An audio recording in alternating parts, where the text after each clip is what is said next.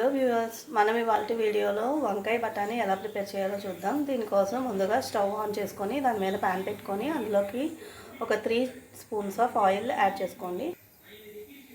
ఇప్పుడు ఇందులోకి మనం కొంచెం నూనె వేడెక్కనివ్వాలి. వేడెక్కిన తర్వాత ఆనియన్స్ యాడ్ చేసుకోవాలి. ఈ ఆనియన్స్ బాగా బ్రౌన్ కలర్లోకి వచ్చే వరకు ఫ్రై చేసుకోవాలి. మనం ఇందులోకి ఇప్పుడు కొంచెం పసుపు అండ్ తగినంత ఉప్పు యాడ్ చేసుకోవాలి.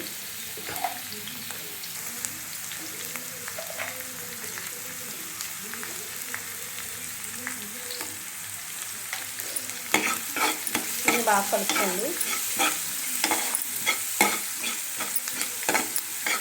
వంకాయ శనగల కూర పిల్లలు కూడా చాలా ఇష్టంగా తింటారండి. జనరల్గా వంకాయ తింది కదా, సో అలాంటి పిల్లల కోసం మనం ఇలా టేస్టీగా వంకాయ శనగల కూరని ఇంట్లోనే ప్రిపేర్ చేసుకోవచ్చు.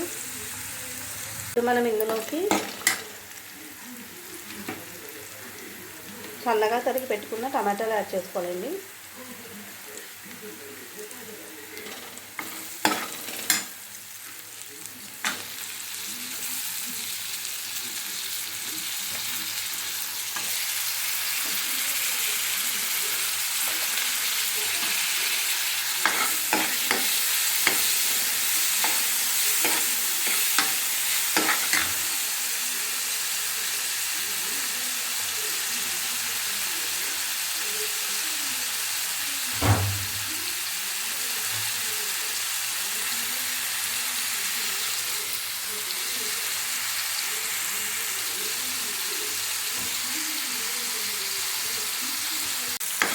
ఈ టమాటాలు బాగా కుక్ అయ్యే వరకు కొంచెం ఫ్రై చేసుకోవాలండి. టమాటాలు కుక్ అయిపోయినాయి కదా, ఇప్పుడు మనం ఇందులోకి మసాలా యాడ్ చేసుకుందాం. ఇది నేను ఇంట్లో ప్రిపేర్ చేసుకున్న మసాలా అండి. ఇందులో అల్లం వెల్లుల్లి, యాలకులు, లవంగ, దాల్చిన చెక్క, జీడిపప్పు, ఎండు కొబ్బరి వేసి గ్రైండ్ చేసుకున్నాను మెత్తగా పేస్ట్ లాగా. ఇది మనం ఎప్పుడు ప్రిపేర్ చేసి పెట్టుకుంటే మనం యూజ్ చేసే ప్రతి కర్రీలోకి కూడా యూజ్ చేసుకోవచ్చు. మనము ఏ కర్రీ వండుకున్నా కూడా ఇది యూజ్ చేసుకోవచ్చు. చాలా టేస్టీగా ఉంటుందండి. నేను ఇది ఒక 2-3 డేస్కి సరిపడా ప్రిపేర్ చేసి పెట్టుకుంటాను.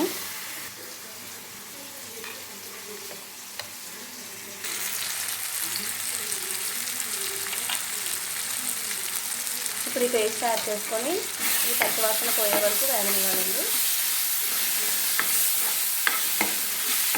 మసాలా ఎంత బాగా వేగితే మనకి కర్రీ అనేది అంత టేస్టీగా వస్తుంది.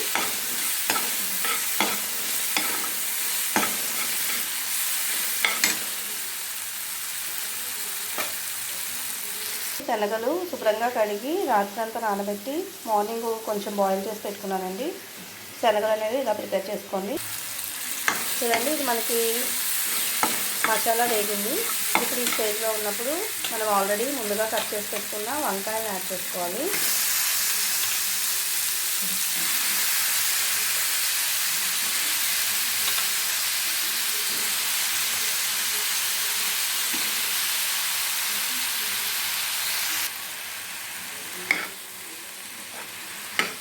దీన్ని కొంచెం సేపు మూత పెట్టి మగ్గనివ్వాలండి.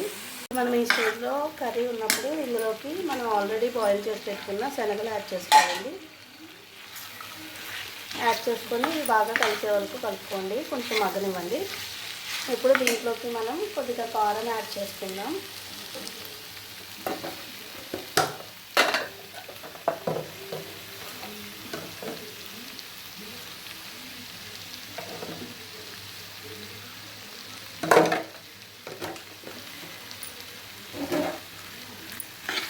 కారం యాడ్ చేసిన తర్వాత కారం బాగా కలిసేటప్పుడు కలపండి.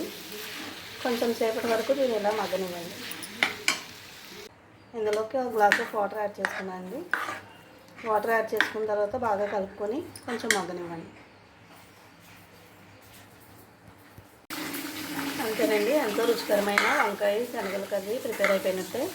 దీన్ని మనం సర్వింగ్ బౌల్లో తీసుకొని వేడివేడిగా సర్వ్ చేసుకుంటే సరిపోతుంది.